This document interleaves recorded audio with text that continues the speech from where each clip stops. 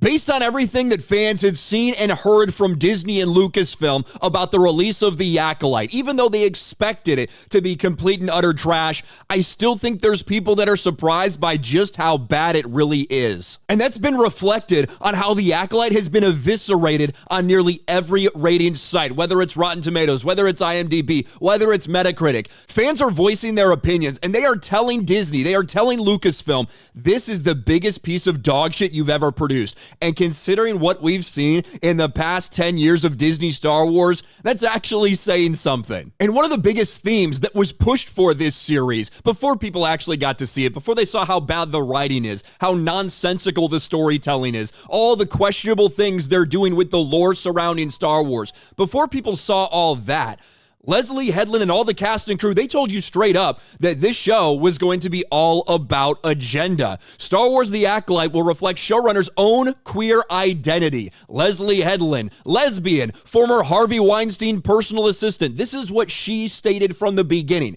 that her own queer identity will be reflected in this show. And what do you know? All it took was to get to episode 3 and everybody knew exactly what they were talking about. The Acolyte brings lesbian space witches to the Star Wars franchise. How The Acolyte wove queerness and lesbian space witches into Star Wars. Lesbian space witches are now official, important part of Star Wars canon thanks to The Acolyte. You have all these critics, all these websites that are applauding, that are so thankful that we got this in Star Wars.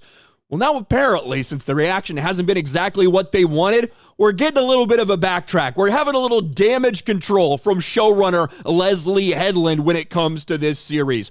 The Acolyte showrunner Leslie Headland sad that her most important piece of art is being dismantled, says it's reductive to describe witches as lesbians. Is it really? Is it really reductive? Are people just reading a little bit too much into that? This coven of all female witches who, very lovingly caress each other, who basically make force babies with each other. That's reductive. Interesting, Leslie Headland, because a lot of people remember the press tour that you went on before this show even released. The big puff piece that you did with the New York Times. Leslie Headland hopes the forces with The Acolyte. These are the type of pieces that Lucasfilm very much, they send her to the interview, they approve all the things, they don't want anything to be released that shouldn't be in there. In this article, before it even released, this is a week before The Acolyte came out. What did they say about those space witches? Oh, that's right. Amanda Stenberg stars as the dreadlocked warrior. Oh my gosh. Jodie Turner-Smith plays the lesbian leader of a regal coven of witches. These are puff pieces that are approved by Lucasfilm when you have things like this, when you have these big interviews with a creator before the show even comes out. Yet even then, they said they had 6 words basically to describe her. One of them was lesbian. That's how important it was to them. Well, now Leslie Headland's on the old damage control train, despite the cast and crew telling us that as well. Well, now it's, you're reading a little bit too much into it. Oh, is that so? Leslie Headland, the former personal assistant to Harvey Weinstein and showrunner of Star Wars The Acolyte, claims she's sad because her show's being dismantled. Headland stated, honestly, I feel sad that people would think that if something were gay, that it would be bad. It makes me feel sad a bunch of people on the internet would somehow dismantle what I consider to be the most important piece of art that I've ever made. I think when it's all said and done, this is going to go down as a very important piece of art that you've made. Unfortunately, it's also going to go down in history as the worst thing we've ever seen from Star Wars. I guess put a pin in that till we see the next piece of dog shit they release. But for right now, you hold the crown. You hold the crown for the worst piece of Star Wars content that's been made. This is the same person who got up there and was joking around how she was into it when they asked her the question, is this the gayest Star Wars that we've ever seen? Of course it is.